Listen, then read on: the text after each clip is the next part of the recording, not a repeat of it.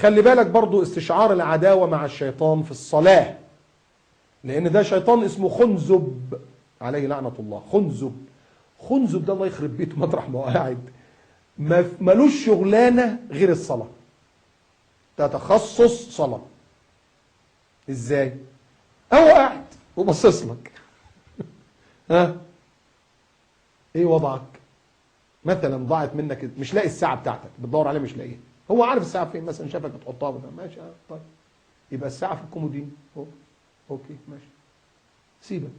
ها اول انت ما تقف بقى تصلي الظهر في نيتك طبعا، مش بقى نويت اصلي الظهر 4 ركعات حاضر جماعه في الصف الاول في مسجد مش عارف ايه في شارع كذا امام عبد البقال، وهو ايه ده ما الله عز وجل يعلم انت هتصلي ايه. انما الاعمال بالنيات، والنيه محلها القلب. خلاص نيتك كده اصلي الظهر او ده خلاص بس. ها الله اكبر، تشيل الدنيا كلها ترميها وراك كده وخلاص، وداخل على الله عز وجل، يجي لك خنزب الساعه في الكومودينو بس لخبط لك صلاتك. سبحان الله، تبقى قاعد والمحمول جنبك ما حدش بيتصل بيك، اول تقول الله على طول ليه؟ يا ترى مين؟ وكلش ان انا بوظ لك صلاتك، لخبطك في الصلاه. خنزب. طب نعمل ايه؟ قبل ما تصلي اعوذ بالله من الشيطان الرجيم، اعوذ بالله من الشيطان الرجيم، اعوذ بالله من الشيطان الرجيم.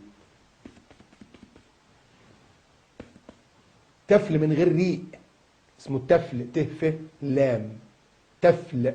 لما بصق ويبقى بالريق، واحد بيتف بقى، لا ده تفل، تفل من غير ريق. تدفل عليه 3. طب واحد يقول لي جالي في الصلاه بقى وملخبطني في الصلاه مش عارف اركز، وانت في الصلاه برضه ممكن تعمل له كده، اعوذ بالله من الشيطان الرجيم، اعوذ بالله من الشيطان الرجيم، اعوذ بالله من الشيطان الرجيم، وتكمل صلاتك. هتعمل ايه؟ هتضيع الصلاه. تدفل عن يسارك 3. تفل، عارف التفل ده زي ايه؟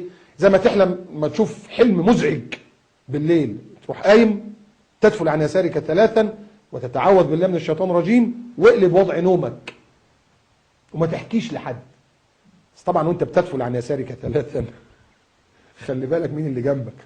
يعني لو مراتك نايمه جنبك ما تجيش اعوذ بالله من الشيطان الرجيم، هو الشيطان انت بتستهبل. يقول لي اصل انا عايز ادفل عن يساري، لما تتعدل كده يا اخي يبقى بعد عنها خالص وتدفل 3. ها زي التفل زي ايه؟ لما بتيجي اخر الليل مثلا قبل ما تنام بتعمل كفين ايدك كده، اعوذ بالله من الشيطان الرجيم، بسم الله الرحمن الرحيم، قل هو الله احد الله الصمد لم يلد ولم يولد ولم يكن له كفوا احد، بسم الله الرحمن الرحيم، قل اعوذ برب الفلق من شر ما خلق، من شر غاسق اذا وقب، ومن شر النفاثات في العقد، ومن شر حاسد اذا حسد، بسم الله الرحمن الرحيم، قل اعوذ برب الناس ملك الناس اله الناس من شر الوسواس الخناس الذي يوسوس في صدور الناس من الجنة والناس. خلصت؟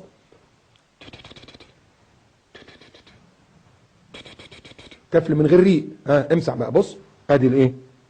عينين، مناخير، بق، ودان، ادي دماغي، ادي دراعاتي، ادي جسمي، ادي رجلي. 1 كرر. 2 كرر، يعني مش تقول كرر في لا، كرر يعني تقول يعني تقول قل هو الله احد، وقل اعوذ برب الفلق، وقل اعوذ برب الناس. قلتهم تمسح 2، تمسح 3 على جسمك، يبقى الحمد لله حصنت نفسك، حصنت زوجتك، تخلي زوجتك تعمل كده وعيالك برضو كده، الحمد لله. هنا كما قال النبي صلى الله عليه وسلم كل مولود يولد على الفطرة، على الإسلام، فأبواه، أبوه وأمه يهودانه يعملوا يهودي، أو ينصرانه يعملوا نصراني، أو يمجسانه أو يعملوا مجوس. ولذلك عند المسيحيين بتاع اسمها التعميد، لازم الولد يتحط في التعميد، يدخلوه في الميه يطلعوه ايه بقى مسيحي، يبقى كان الاصل فيه ايه؟ مسلم. سبحان الله. اللي بتقول لك انا واخده دكتوراه في الباليه، العري ده وتجسيم جسمك، وطالعه تجري ورا راجل عمال يجري وراكي وماشيين على صوابع رجليكم، تقول لي دي دكتوراه في الباليه؟ دكتوراه ايه يا اخويا دي؟ زي اللي واخد دكتوراه في اللاهوت ان ربنا 3، لا اله الا الله، دكتوراه في الشرك ان ربنا